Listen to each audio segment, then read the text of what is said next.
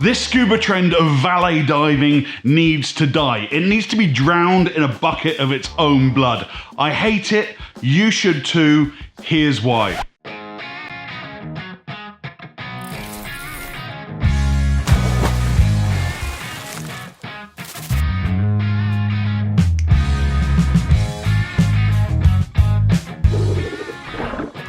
Ladies and gentlemen, what's going on and welcome to Divers Ready. My name's James. It is so great to see all of your smiling faces. We're back once again with another Mouthpiece Monday. If you're new to the channel, welcome. Consider to make your next dive on our subscribe button because we make videos with one simple goal in mind, and that's to help make you a better diver. Like today, a perfect example of our Mouthpiece Mondays, which are kind of like my op-eds where I sound off on a particular trend about the scuba diving industry that I think has some pitfalls, and valet diving is definitely one of those. So in this video, we're going to look at what is valet diving, why is it a problem, and what we should do about it. Let's start with what is a valet.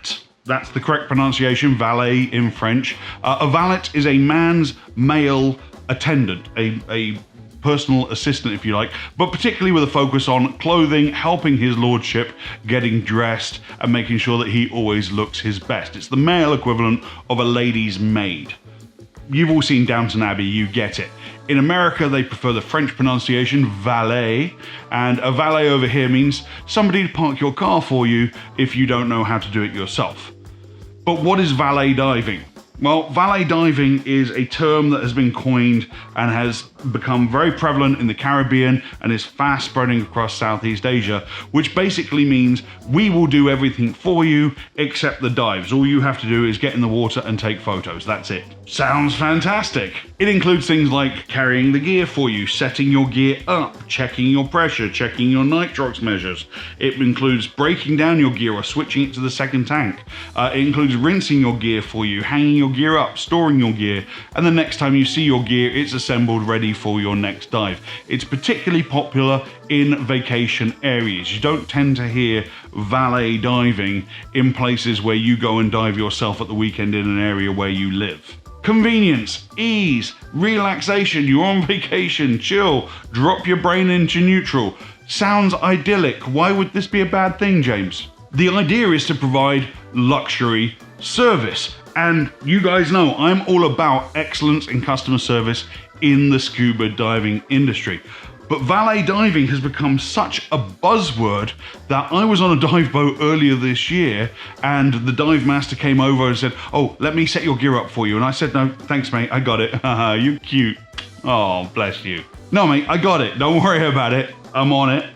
And he said, no, I have to set your gear up. And I said, "What do you mean you have to set my gear up?" And he said, "If my manager sees a customer setting their own gear up, I will get in trouble." What now? I beg your pardon. All right, so if that's what valet diving is, why is it a problem? Two reasons specifically. Number one, ownership. Number two, complacency. Ownership.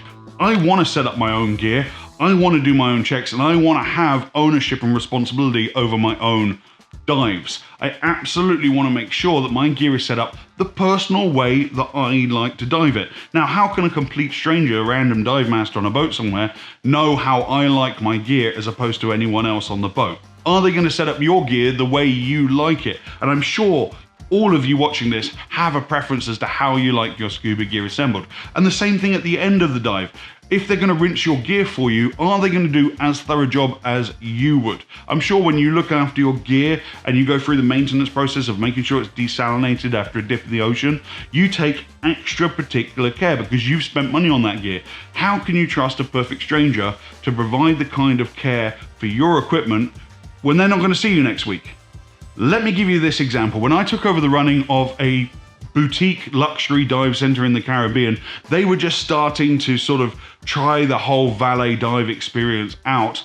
In my first month in charge, I fired 3 dive masters on drug and alcohol related offenses. One was doing cocaine in the V-berth of the dive boat while divers were underwater. Do you want that person setting your gear up, your life support equipment? I don't think so. And let me be clear, I'm not here to crap on instructors, but in any industry, there are good apples and bad. And look, I know some of you might be thinking, well, I only get to dive once a year, James, so I need the dive master's help to set my gear up because I don't remember all the time. That's totally fine. That's what the dive master's there for. They're there to help you and support you, but you still need to be the one doing it. So you can set your gear up while the dive master watches, call them over after you've done it and just have them check it to make sure you've done it right. Nothing wrong with that at all. They're there for your safety. Use them for that. But you need to be the one to set your own gear up. If it's been a while, if you need to refamiliarize yourself, even more of a reason that you need to set your own gear up.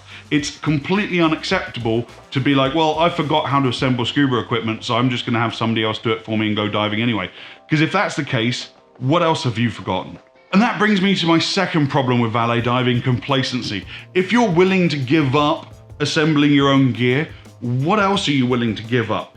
Equipment assembly and the pre-dive safety check are the first two skills you learn on an open water course for good reason, because if you don't know how to do those things, if you can't safely assemble your own dive gear, it doesn't matter how good your buoyancy or your trim or your propulsion are. If you get into the habit of relying on dive masters and instructors to set all the gear up for you and do everything for you and trust them to keep you safe, one day you're going to find yourself in a situation where you're either at a dive center that doesn't provide valet service, or you're trying to do a shore dive somewhere and you've forgotten the essential skills. And maybe you forget how to set your equipment up correctly and you have an equipment failure, or maybe you forget to turn your gas on and you haven't done your pre-dive checks properly. And your last thought as you sink into the abyss is, oh, my dive master usually turns my gas on for me. No, I don't want that for you guys. So what's the solution then? Look, maybe it's just me. Maybe valet diving is totally fine and it's just me always having been self-reliant and having too high of an expectation on other divers. But in this life, you pack your own chute. Scuba diving is inherently dangerous. We know that. We all agree to it. I want agency and responsibility over my own dives, and I would hope that you guys do too. So how do we solve valet diving then? It's very simple. You draw a line in the sand and you separate out things that are good service that can be enjoyed while you're on vacation versus things that are equivalent of having the agency over your own dives removed from you. So let's do that then. Let's draw a line and separate out things that are good service from things that are removing responsibility from the diver. Good service would be things like carrying your bag to the boat for you. Nothing wrong with that. Fetching weights for you, offering you towels or cold drinks or snacks on the boat. Good service, right? Carrying tanks, giving a thorough dive briefing and a familiarization with the dive site. That's all good service. Removing responsibility is things like the dive master setting your gear up for you or analyzing nitrox for you. What? That shouldn't be a thing that's happening, but it is. Doing the pre-dive check for you. I've seen it where they take the tanks and put them on the back of the boat and the diver sits down. Literally, they do all the clips up for the diver and everything, put the reg in their mouth, do all the checks, check the buoyancy, check everything, and then just literally roll them in the water.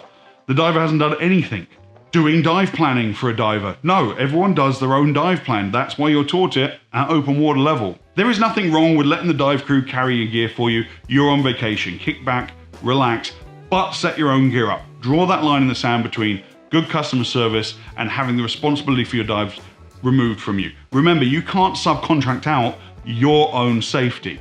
So that way, if you're completely kitted up and you've done your own checks and you know that you're ready to dive, if then the captain or the first mate on the boat double checks that your gas is on, for example, they're doing it as a double check, not as the primary check. And that can only make you safer. Oh, and one final thought, guys. If you're a dive master and instructor and you work at a place that provides valet service, please, for the love of God, let your clients set their gear up for you. And if your boss has a problem with it, give them my cell phone number and I'll be happy to chat with them, or maybe share this video with them. I'd love to hear your thoughts on valet service in the comment section of this video below.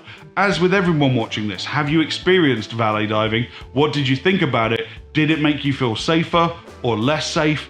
Do you feel like you're having agency removed from you, or were you still responsible for your dives? That's it from me, ladies and gentlemen. Don't forget to subscribe if you haven't done so already. And until next time, my name's James. This was your Divers Ready Mouthpiece Monday for this week. Dive safe, dive often.